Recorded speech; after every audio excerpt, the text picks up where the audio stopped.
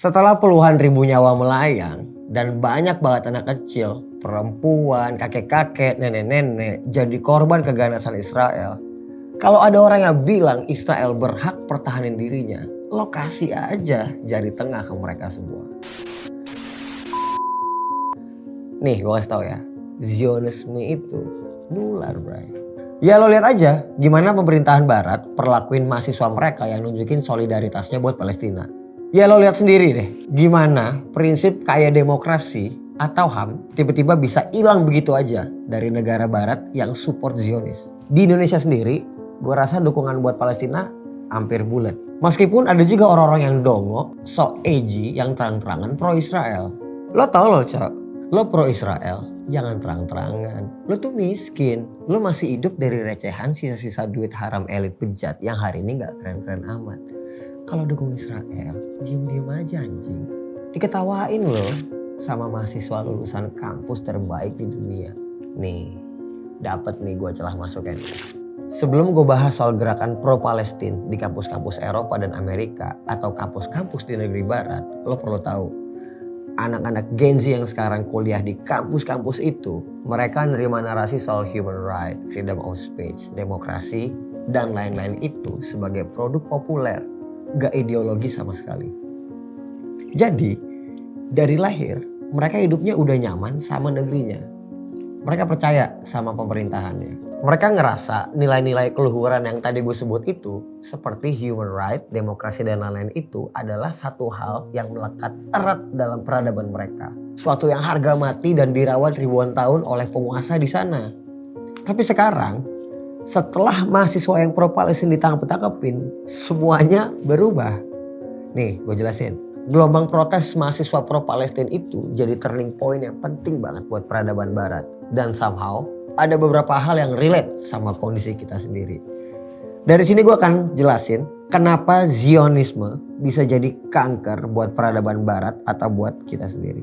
Gimana jalannya aksi pro-Palestin di kampus-kampus luar dan apa aja hal yang relate dari gerakan mereka sama gerakan pro-Palestin di sini.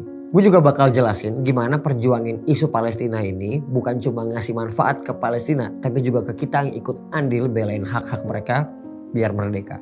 Heboh-heboh gelombang protes pro-Palestin di kampus ini awalnya dimulai dari aksi mahasiswa Columbia University. Buat ngerespon aksi kecil-kecilan ini, Minos Shafik, pimpinan Columbia University ngasih izin buat NYPD masuk dan bubarin aksi itu. Ada lebih dari 100 mahasiswa yang ditangkap waktu polisi pertama kali dilibatin. Penangkapan ke mahasiswa dalam jumlah besar kayak gini dalam sejarah Amerika sendiri udah 50 tahun lebih gak kelihatan sejak protes perang Vietnam. Tapi mahasiswa di sana gak nyerah gitu aja. Besoknya mereka aksi lagi dan bahkan beberapa kampus lain ngelakuin aksi yang sama. Buat gambaran aja ya, nangkep mahasiswa di barat itu fatal banget efeknya. Selama ini negara-negara barat pede banget ngomong soal hak buat sampein pendapat, demokrasi, dan gimana mereka ini based on science. Pokoknya nabinya barat itu kaum intelektual lah.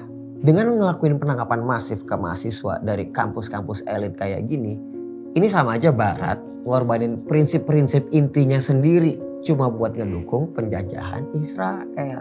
Akhirnya dunia jadi bertanya-tanya dong, jangan-jangan demokrasi, intelektualitas, sama HAM yang dibunyiin barat selama ini itu cuma kedok. Prinsip intinya malah konflik kepentingan, pro-genosida, dan anti-intelektual.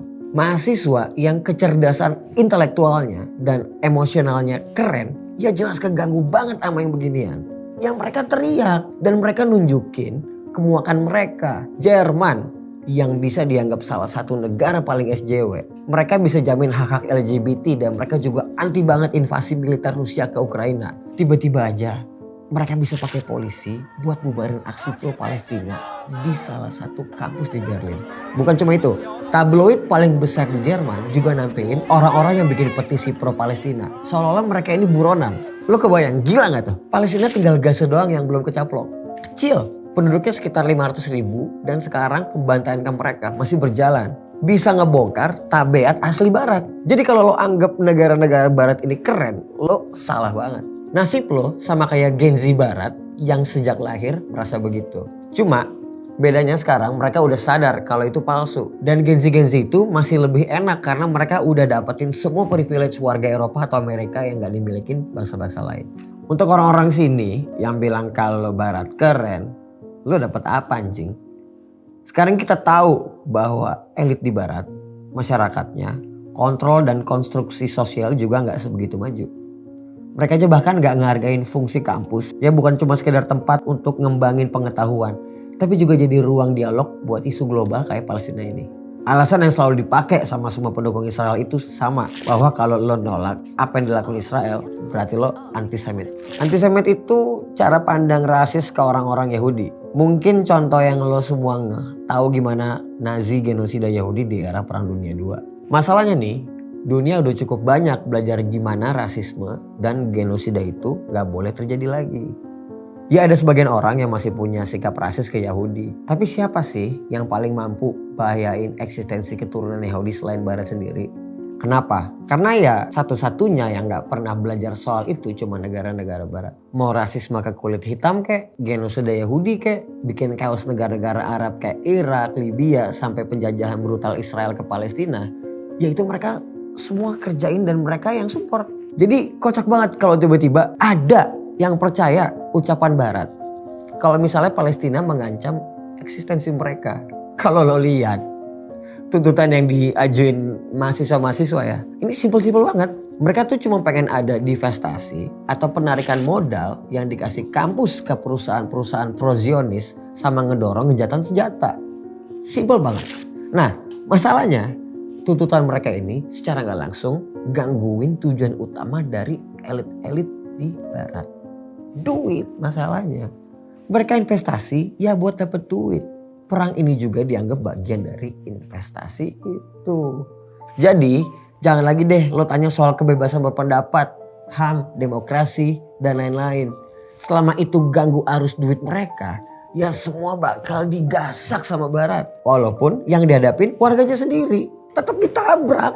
Nah, kepentingan bisnis ini yang jadi alat utama Israel buat kendaliin perilaku negara-negara Barat. Itu juga yang ditawarin Israel ke negara-negara yang masih berkembang. Di Amerika sendiri nih ya, akhirnya ada keresahan soal gimana lobby Israel kuat banget nih. Sampai bikin para pejabatnya kayak gak punya wibawa sama sekali. Penyakit lain yang mungkin ditimbulin dari hubungan sama Israel, ya tergantungan secara ekonomi. Misalnya, lo disuruh boykot produk yang punya hubungan sama Israel. Ya susahnya setengah mati.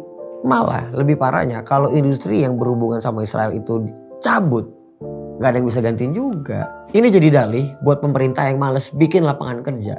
Lebih milih seminimal-minimalnya gak dukung aksi boykot itu. Dalam kasus hubungan suatu negara sama Israel, emang sering banget rakyat lebih punya akal sehat ketimbang pemerintahnya. Berdasarkan data, mayoritas rakyat Amerika aja udah gak approve serangan Israel ke Gaza. Dan dukungan ke Israel tuh makin tipis. Makanya lo pada layak mempertanyakan. Kalau ada pemerintahan yang masih punya nafsu buat normalisasi hubungan sama Israel.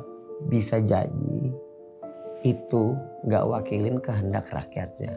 Lagian kalau pakai alasan Israel baru bisa dipres pakai hubungan diplomatik. Basi banget. Udah berapa banyak hukum internasional yang terang-terangan dilanggar sama Israel. Apalagi cuma buat lobby-lobby negara doang. Di Indonesia sendiri gak sekali dua kali ada isu soal normalisasi hubungan sama Israel. Hubungan dagang pun jalan terus sampai sekarang. Padahal masyarakat Indonesia masih terus dukung kemerdekaan Palestina.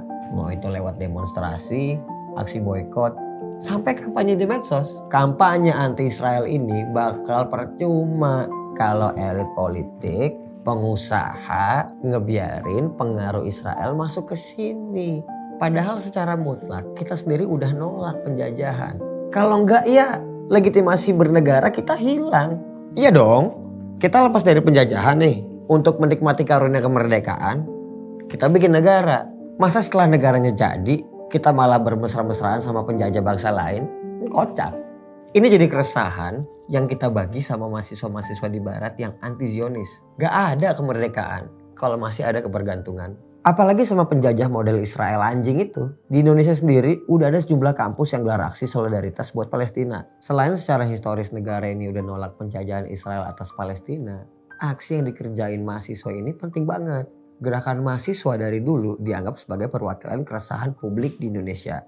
Masalahnya, belakangan aksi-aksi yang digelar mahasiswa jarang banget dapat simpati langsung dari masyarakat. Kebanyakan nih karena pilihan isu yang nggak dipahamin sama publik. Ya dengan adanya pro Palestina minimal banget masyarakat bisa support dan elit politik di Indonesia punya keserusan buat jaga jarak sama Israel. Soalnya beradu sama mahasiswa itu repot. Mereka secara tradisional dianggap lidah rakyat buat isu-isu sosial atau politik. Di sisi lain mahasiswa juga punya kesempatan lebih buat narik perhatian kampus.